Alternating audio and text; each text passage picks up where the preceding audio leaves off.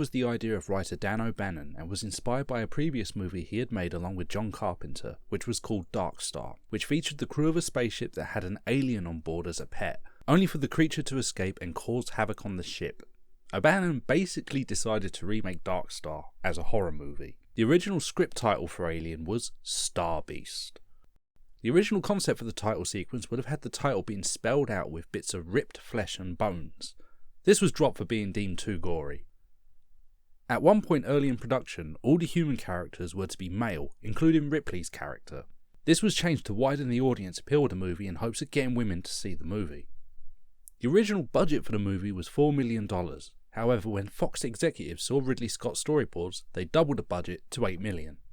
Before the crew were to be woken up, audiences would have seen small flying robots called mice, which would be conducting repairs on the Nostromo as the crew was sleeping. This was cut from the movie due to budget concerns.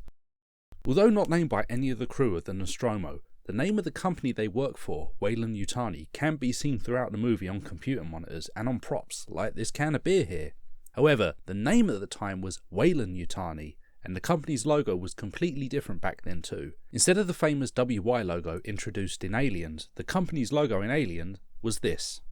Although H.R. Giger designed the xenomorph for the movie based on previous works he had created, designer Ron Cobb had also tried his hand at designing the creature. Cobb's designs were less humanoid in nature. H.R. Giger had also done a drastically different design for the chestburster and was not happy with how the design looked, with the creature looking more like a plucked chicken. Another concept for the creature which ended up being dropped involved the suit of the xenomorph being cast in transparent latex. The idea behind this was so we could see the actor inside the suit withering around like a spider thing inside this half-transparent suit. This design was actually constructed and tested, but it wasn't transparent enough and was prone to tearing. The idea was dropped and the suits were discarded. However, associate producer Ivor Powell rescued the suit from destruction from a rubbish tip. As latex is an organic material and breaks down over time, the transparent suit today is fairly damaged but still exists. Action figure company NECA has produced a transparent alien based off this concept for all of you to purchase. Ridley Scott was able to get the design of a transparent alien to the screen 33 years later with Prometheus. However, the scene itself was deleted from the movie. John Hurt, who played the role of Kane, was always Ridley Scott's first choice for the role. However, Hurt was unavailable as he was due to film in Africa. Instead, actor John Finch was cast as Kane. However, during the first day of shooting, John Finch fell ill and it was discovered that he had diabetes. As luck would have it though, John Hurt was in London at the time, and the reason for this was he was not allowed into South Africa to shoot the film that he had been contracted for. The possible reason for this was that he was mistaken for another actor named John Hurd who had been banned from South Africa.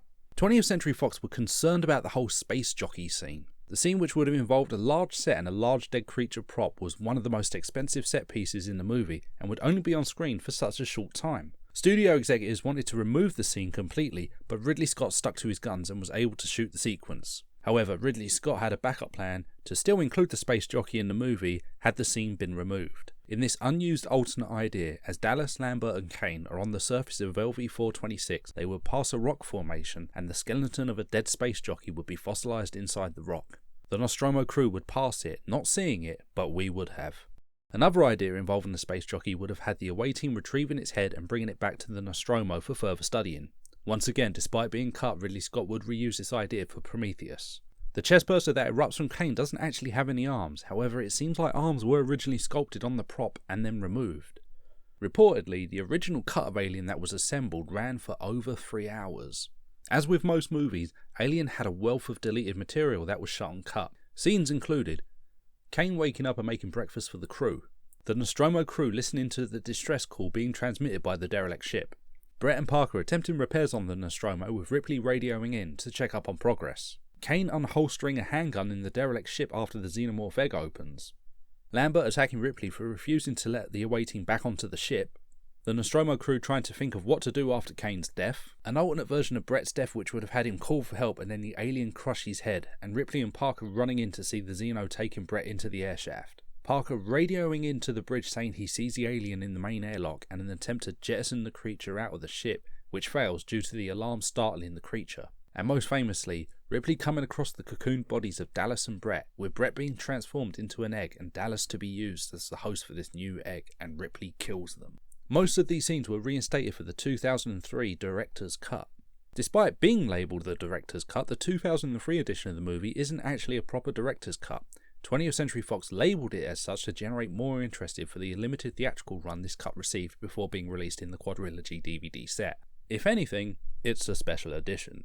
One of the scenes not included in the 2003 special edition was the scene which involved Parker radioing Ripley and Lambert on the bridge after he sees the alien at the airlock. The reason it wasn't included was simply because the scene was never finished. The sequences on the bridge were the only ones shot for this scene. The footage which would have featured Parker at the airlock with the alien was never shot, as the scene would have had the alien burn a hole into the airlock door and squeezing through the small opening to escape. Limitations as special effects at the time prevented this scene from being completed. Another change made in the 2003 special edition involved Jones the cat. When Ripley retreats after finding that the alien is between her and the escape shuttle, she drops the box that Jones is in. In the theatrical cut of the movie, the xenomorph looks at the helpless cat and does nothing. But in the special edition, the creature looks at the cat and then swipes at the box, knocking it away. An unfilmed sequence had the crew searching for the alien. They hear a tapping sound and go to investigate inside of Ash's science station. The sound of the noise is the body of Kane caught in the antenna array outside. Despite not being filmed, the shroud that John Hurt would have been required to wear for the scene was actually made. Another unfilmed sequence Ridley Scott wanted to do was showing the alien advancing on Dallas in the air vents. Scott wanted to show the creature rapidly bouncing off the walls of the air vent as it approached the camera. The restrictive suit made this idea impossible to pull off. James Cameron would eventually pay homage to this idea in Aliens. Ever wondered how the film crew got Jones the cat to hiss at Brett? There's a German Shepherd off camera. Writer Dan O'Bannon didn't want the creature in the movie to be invincible with bullets bouncing off of it, but he needed a reason as to why the Nostromo crew didn't just shoot the creature dead. Concept artist Ron Cobb came up with the idea of the acidic blood, which helped solve the reason that the crew couldn't blast it with guns. Originally, the head of Ash on the table was meant to be an animatronic head. A cast of actor Ian Holmes' head was created and the animatronic head was made. However, the latex rubber used as the head's skin would shrink around the head and made it look smaller, and the likeness of Holmes also suffered. In the end, the crew just decided to cut a hole in the table and have Holmes do the scene himself. Originally shot and left on the cutting room floor, when Lambert realises she is cornered by the alien, we would see the creature curled up on the floor, then uncurl and crab walk over towards her. The sequence was cut because it revealed too much of the creature, and it also showed that the alien was obviously just a man in a suit. Speaking of Lambert, the poor woman could never catch a break. During the making of the film, the character went through a total of 5 different death ideas before settling on the one they used. The unused deaths were having her head twisted off by the alien would have captured Lambert alive and taken her away. During the scene when Ripley would have found the cocoon Dallas and Brett, Dallas would tell Ripley that the Xeno ate Lambert. Being burned alive accidentally by Parker when he tried to incinerate the creature, having Lambert sucked out into space piece by a small hole in the Nostromo's hull. This death would eventually have been done with the newborn in Alien Resurrection. Finally, it was decided that Lambert would have crawled into a locker as Parker wrestled with the alien and she would have died of fright.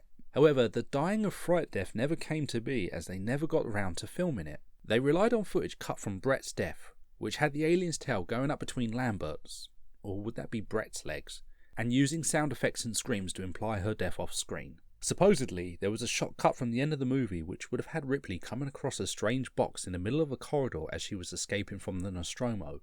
The box begins to unfold and reveals itself to be the alien. This sequence was included in the graphic novel Alien, the Illustrated Story, published by Heavy Metal back in 1979. The artist for the graphic novel, Walt Simonson, was shown an early work print version of the movie to allow him to illustrate the graphic novel as close as possible to the movie.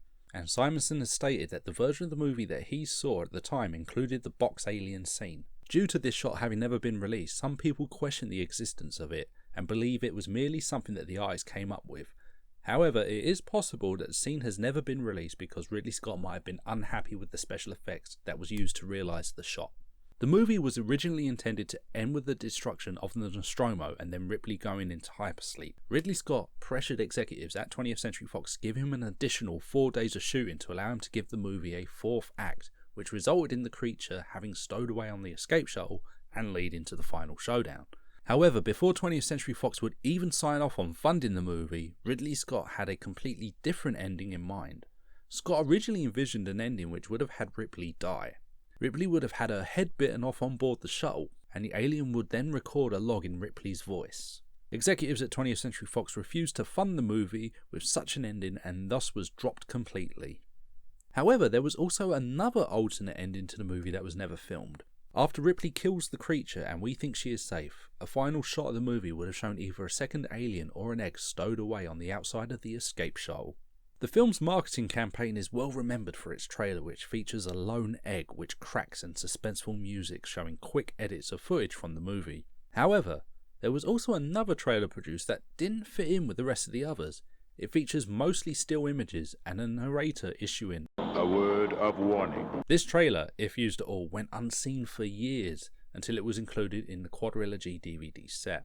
With the success of Star Wars and science fiction movies being the hot new thing in Hollywood, 20th Century Fox were eager to market Alien with as much merchandise as possible, especially merchandise aimed at children. 20th Century Fox teamed up with toy makers Kenner to produce a line of action figures and toys based on the movie due to the success Kenner was having with their Star Wars license. Supposedly, 20th Century Fox assured Kenner that Alien would receive a PG rating. Obviously this was not the case, however, and the movie ended up with an R rating. While there was plenty of merch being released like Halloween costumes, board games and puzzles and anything else you could dream of, the real showstopper was the 18-inch Alien action figure Kenner released. Kenner planned to follow the 18-inch Alien with a series of 3 3/4-inch action figures of Ripley, Dallas, Ash, Ripley in spacesuit, and the Alien. However, sales of the 18-inch figure were so poor that Kenner scrapped all plans for the line. Many years later, a toy company named Reaction purchased the molds of these long-lost toys and released them for collectors to finally own. The figures were so successful that Reaction followed up with even more figures to the line, this time not from previous Kenner molds but of their own designs, and even an action figure playset of an egg chamber designed to resemble action figure playsets of the era. And holy hell, is that little girl on the box creepy or what? While there were plans for a sequel due to the success of the movie, one follow-up, which never happened, was a proposed Alien TV series.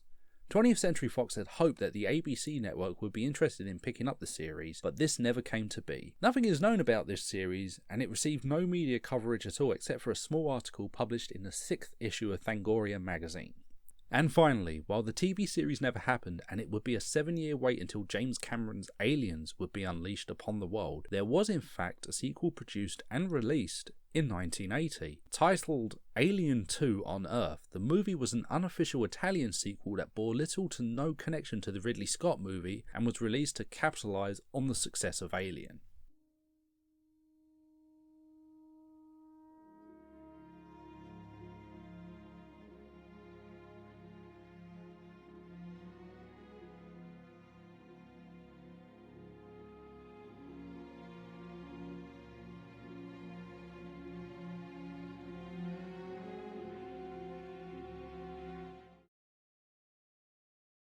A wagon full of pancakes?